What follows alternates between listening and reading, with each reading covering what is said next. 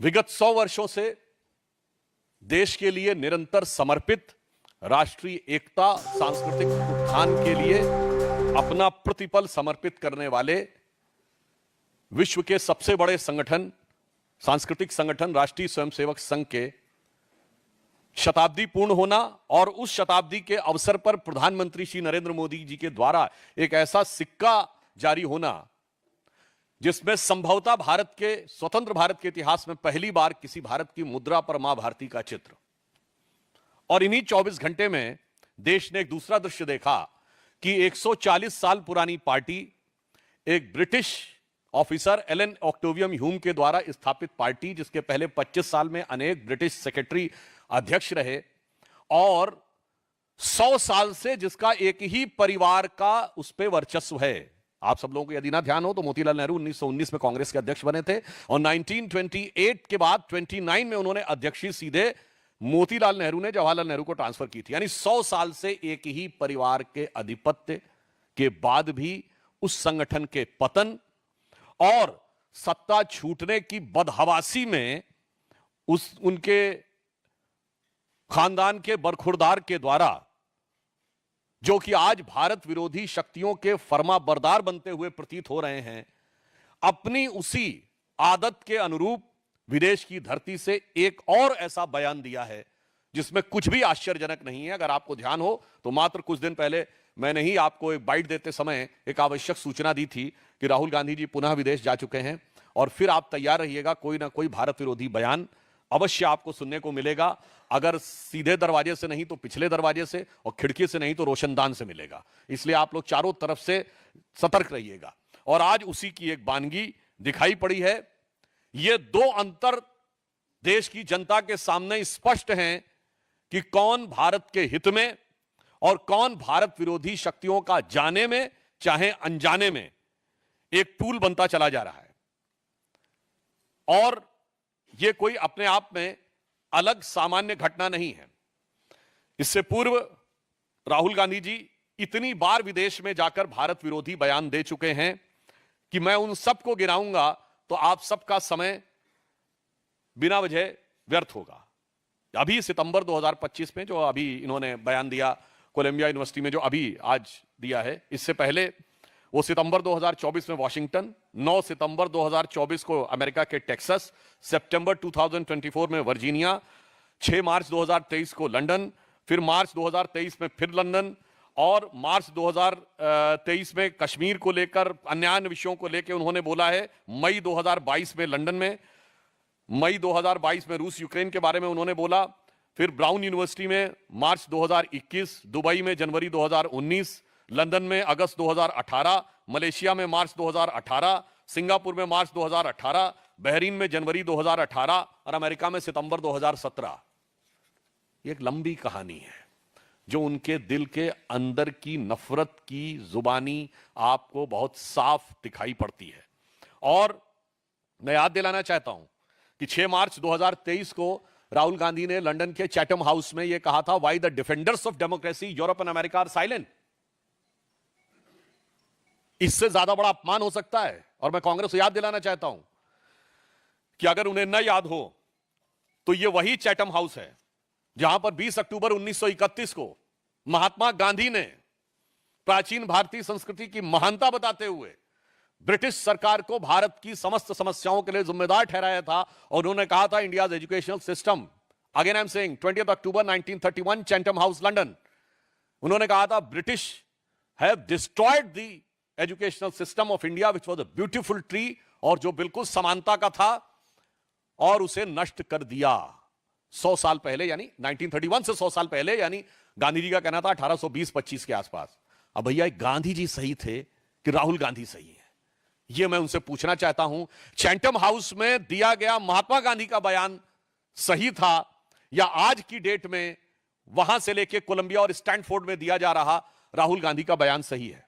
यह बात मैं सीधे सीधे कांग्रेस पार्टी से पूछना चाहता हूं। और जिसने 100 साल से लोकतंत्र के लबादा ओढ़कर राजतंत्र को जीवित रखा है, वो लोकतंत्र पे भाषण दे, मुझे लगता है इससे ज्यादा हास्यास्पद और विडंबनापूर्ण उदाहरण नहीं हो सकता। और वो भी इस देश में लोकतंत्र के सबसे बड़े प्रतीक प्रधानमंत्री श्री नरेंद्र मोदी जी जो भारत के लोकतांत्रिक परिपक्वता और जो विस्तार के सबसे बड़े प्रतीक हैं कि रेलवे प्लेटफॉर्म पे चाय बेचने वाला व्यक्ति लगातार तीसरी बार भारत का प्रधानमंत्री जनता के द्वारा चुनकर बना, उसको वो सरमन दे जो कि अंग्रेजों से दोस्ती करके अंग्रेजों के द्वारा स्थापित होकर और किसी की कृपा से प्रधानमंत्री का पद पाकर पिछले 100 सालों से अपना राजतंत्र येन केन प्रकारेण संरक्षित किए हैं। मैं पुनः स्पष्ट कर दूं, कांग्रेस अध्यक्ष कोई भी रहा हो, सत्ता गांधी परिवार के हाथ में रही है, इसलिए कांग्रेस के लोग ये कह के बचाव नहीं कर सकते अमुक अध्यक्ष था। अभी आपको ध्यान हो खड़गे जी क्या बोले थे अपने ही प्रांत के मुख्यमंत्री के बारे में कि साहब हाईकमान तय करेगा, राष्ट्रीय अध्यक्ष और नेता प्रतिपक्ष खुद हैं।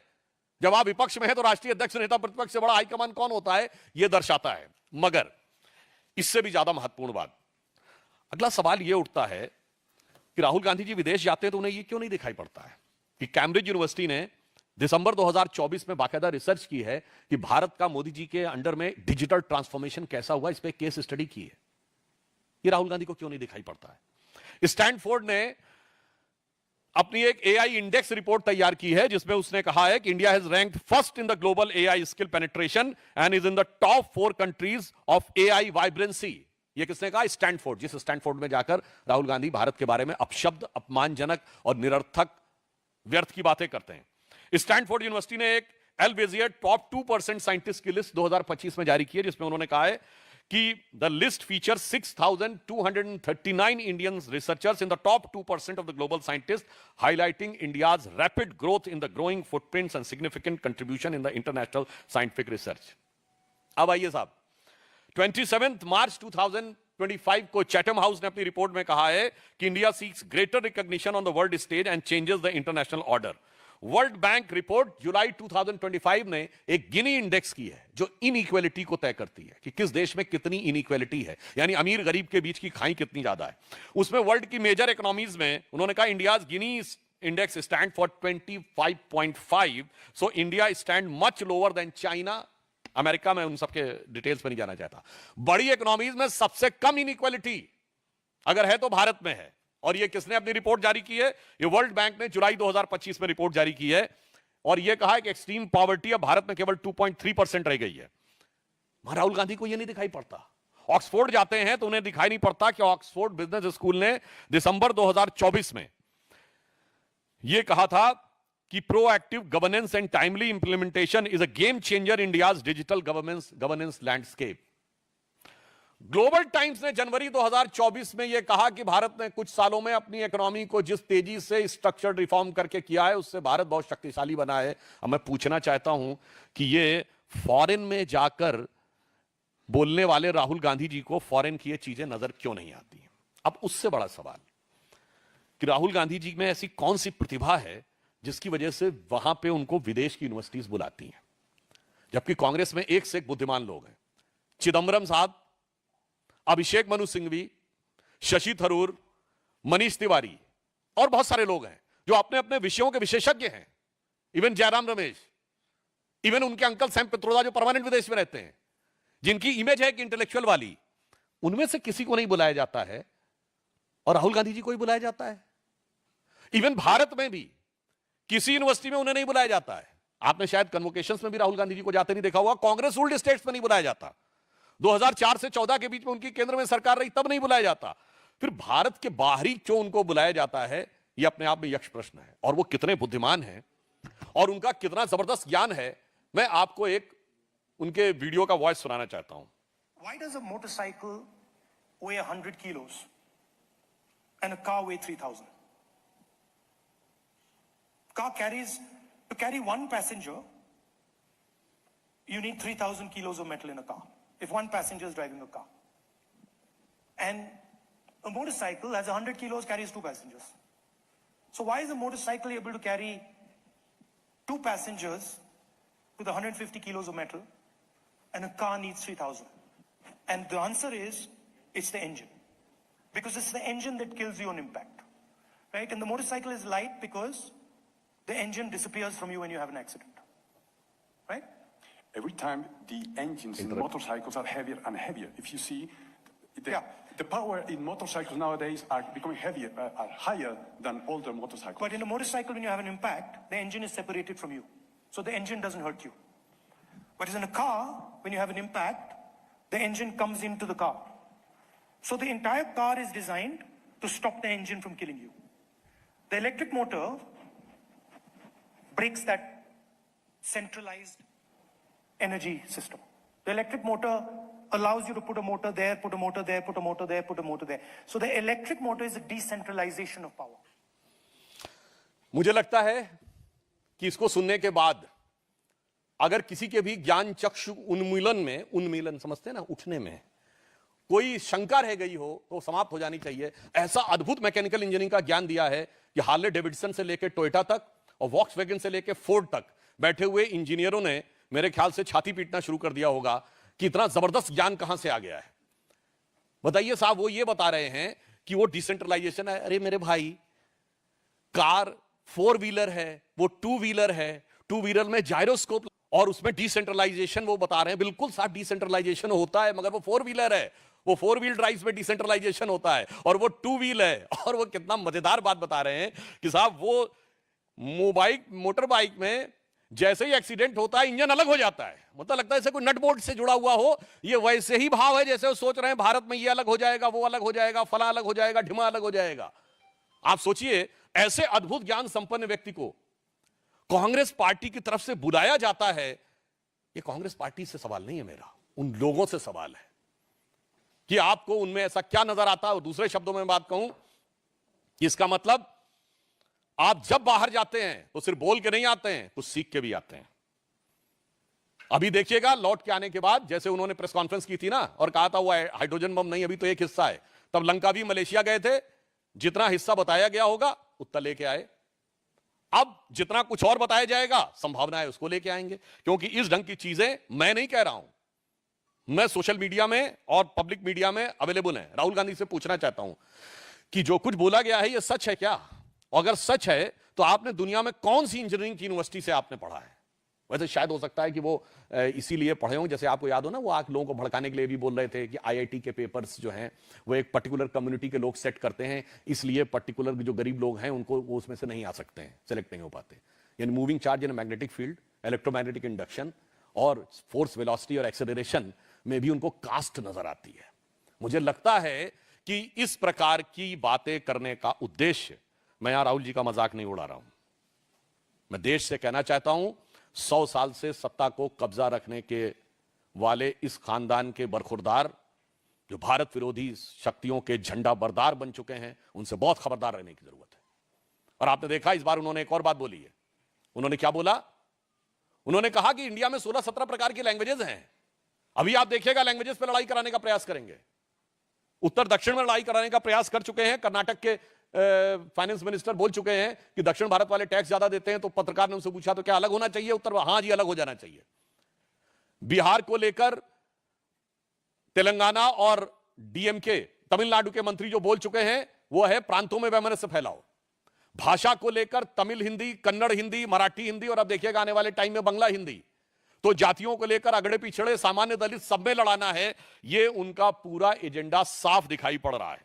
तो इसलिए हम ये कहना चाहते हैं एक पंक्ति में कि जो कुछ पूरी फेहरिस्त नजर आ रही है राहुल गांधी की, एक गंभीर सवाल है देश की राजनीति के लिए और राजनीतिक चिंतकों के लिए। यदि कोई पार्टी सत्ता की लालच में या विवशता में विदेशी मूल का नेतृत्व स्वीकार करने को तैयार हो जाती है तो यह विदेशी मूल सिर्फ भूल साबित होता है या उस पार्टी और देश के लिए शूल साबित हो जाता है। आज लग रहा है कि वो उनके जैसा नेता प्रतिपक्ष होना भारत के लोकतंत्र के हृदय में एक शूल यानी कांटे की तरह है। और एक और बात, अभी आपने देखा होगा कल विजयदशमी का पर्व था। कांग्रेस के कई नेताओं ने आदतन, फितरतन, शरारतन और दूसरा कहूं out of frustration, out of inferiority complex, प्रधानमंत्री जी के बारे में जो अनाप शनाप आप शब्द बोलते रहते हैं तो उसमें कुछ नेता रावण बोलने लगते हैं, कुछ और बोलने लगते हैं। तो मैं उनको सिर्फ इतना याद दिलाना चाहता हूं कि जो लोग राम भक्त कार्यसेवकों की हत्या करवाने वाले, उनका समर्थन करने वाले, राम मंदिर के उद्घाटन में बुलाने पर भी न जाने वाले और बाबर की कब्र पर 3 पीढ़ियों तक बगैर बुलाए जाकर सिजदा करने वाले कि 1959 नेहरू, 69 इंदिरा गांधी, 2005 मनमोहन सिंह के साथ राहुल गांधी, उनके बारे में देश की जनता का चित्त बहुत स्पष्ट है कि कौन रावणी वृत्ति का प्रतीक है और कौन राम के संस्कारों का प्रतीक है। तो जो कुछ कांग्रेस बोल रही है धरती के उस छोर से लेके इस छोर तक, इसके लिए कहा जा सकता है, मुझे एक पुराना गीत था ना, हर एक रूह घायल हर एक रूह प्यासी, तो मैं कहना चाहूंगा, अब मैं वर्ड नहीं प्रयोग करना चाहता कि वो कौन किस मना स्थिति में है। कांग्रेस के लिए एक ही लाइन में कहूंगा, ये कांग्रेस है या आलम बदहवासी। तो वो पूरे बदहवासी के आलम में कांग्रेस आ चुकी है। और मैं देश से कहना चाहता हूं इस विषय पे कि ये खतरनाक शक्तियों के, विदेशी शक्तियों के हाथ में कांग्रेस जाने या अनजाने, मैं दोनों बात से कह रहा हूं, जो कांग्रेस के नेता जान रहे हैं वो देश के लिए, देश के साथ द्रोह कर रहे हैं। जो नहीं जान रहे हैं, अनजाने में टूल बने हुए हैं, उनको समझदारी दिखानी चाहिए और इन नेताओं को रोकना चाहिए। मगर बहुत स्पष्ट हो गया है कि कांग्रेस इस समय राष्ट्र विरोधी तत्वों के हाथ का एक खिलौना बनती जा रही है। कांग्रेस का नेतृत्व एक जमाने में इतना परिपक्व था, आज की डेट में उतना ही अपरिपक्व है। कांग्रेस का नेतृत्व एक जमाने में अल्ट्रा लेफ्ट और इन लोगों को यूज करना जानता था, इंदिरा गांधी और पीवी नरसिम्हा राव तक। आज उनके द्वारा यूज होने लगा है। यह सिर्फ कांग्रेस के लिए समस्या नहीं है, आज देश के लिए चिंता का विषय है। धन्यवाद।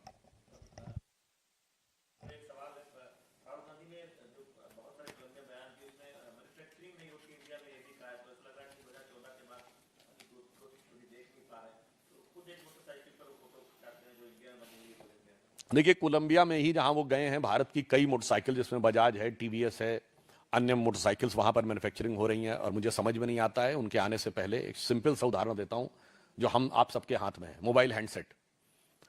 2014 से पहले भारत दुनिया का second biggest mobile handset consumer था, क्योंकि आबादी में हम नंबर 2 थे और चाइना नंबर 1 था। आज हम सेकंड बिगेस्ट प्रोड्यूसर हो गए हैं। उस समय केवल 2 फैक्ट्री थी, आज 240 फैक्ट्री हैं मोबाइल हैंडसेट बनाने वाली। दुनिया की सबसे बड़ी मोबाइल हैंडसेट बनाने वाली कंपनी सैमसंग की दुनिया की सबसे बड़ी फैक्ट्री भारत में नोएडा में है। और सबसे हाईटेक मोबाइल बनाने वाली कंपनी एप्पल के आईफोन की चाइना के बाहर सबसे बड़ी फैक्ट्री भारत में है। तो मैं पूछना चाहता हूं राहुल गांधी से, ये बना कौन रहा है? अगर मैन्युफैक्चरिंग नहीं हो रही, आसमान से कोई जिन्न आकर बना रहे हैं क्या? भारत ने विमान वाहक युद्धपोत बना लिया है, हम अपना मिसाइल बना रहे हैं, एयरक्राफ्ट बना लिया, फाइटर एयरप्लेन बना लिया है। ये बना कौन रहा है? 8 करोड़ हमारे परिवार ऐसे हो गए हैं जिनके पास कोई ना कोई ऑटोमोबाइल है, यानी 2 व्हीलर या 4 व्हीलर। ये बना कौन रहा है? मुझे लगता है जिसकी नजरों में मोदिया बिंदु हो गया हो, उसे मैन्युफैक्चरिंग नजर नहीं आती। मोदिया बिंदु यानी मोदी विरोध की मानसिकता नजर पे इतनी चढ़ जाए कि उसे सच दिखाई देना बंद हो जाए, उसे मोदिया बिंदु कहते हैं। और इंडी गठबंधन, जिसके नाम में भले ही इंडिया है पर दिल में इंडिया नहीं है, उसकी आंखों में मोदिया बिंदु हो गया है।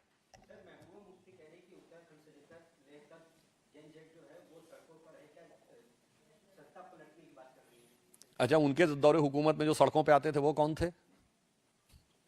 अब वो नज़ारे नजर नहीं आते, इसलिए कोई ऐसी बात नहीं है। ये तो वही है, उनका असेसमेंट हमेशा गलत रहता है।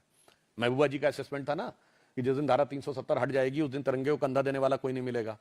और आपने देखा कि डल लेक पे 2 तिरंगे की कतार थी। टीवी चैनल से जाके इंटरव्यू भी लिए। तो मुझे लगता है कि उनके असेसमेंट को फ्रस्ट्रेशन अधिक और एक्चुअल रियलाइजेशन कम मानना चाहिए।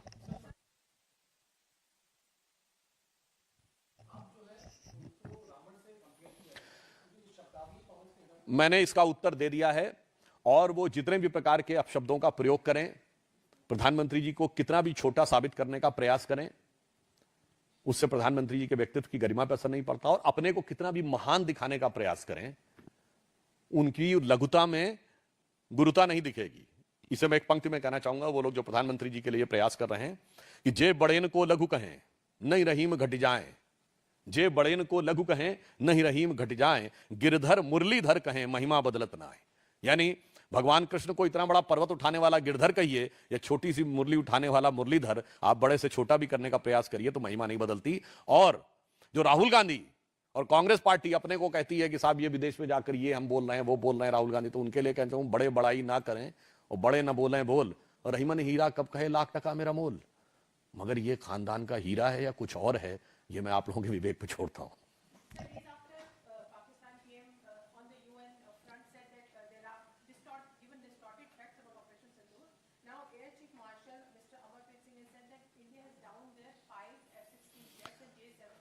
वैसे तो एक बार देखिए समस्या क्या है कि भारत के कैटेगोरिकल स्टेटमेंट के बाद भी जिन लोगों के दिमाग एक गिरी हुई मानसिकता से ग्रस्त हैं, उन्हें गिरे हुए भारतीय जहाज नजर आ रहे हैं। और ये आज नहीं है, बालाकोट में भी ये पूछते थे कि बिल्डिंग गिरी थी कि पेड़ गिरे थे, आदमी मरे थे कि कौवे मरे थे, और 30 मरे थे कि 300 मरे थे। और ये सर्जिकल स्ट्राइक में भी सबूत पूछ रहे थे।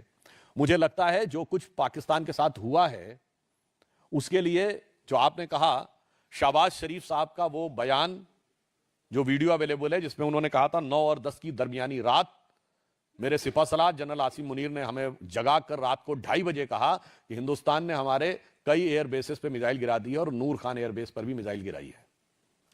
अब उससे आप समझ सकते हैं कि स्थिति क्या रही होगी। और अजरबैजान में जाकर शहबाज शरीफ ने बोला था कि हमने तो सोचा था कि हम फज्र की नमाज के बाद 4:30 बजे अटैक करेंगे, मगर हिंदुस्तान ने उससे पहले 2:30 बजे अटैक करके हमारे कई जो थे वो एयरपोर्ट्स को डैमेज कर दिया था।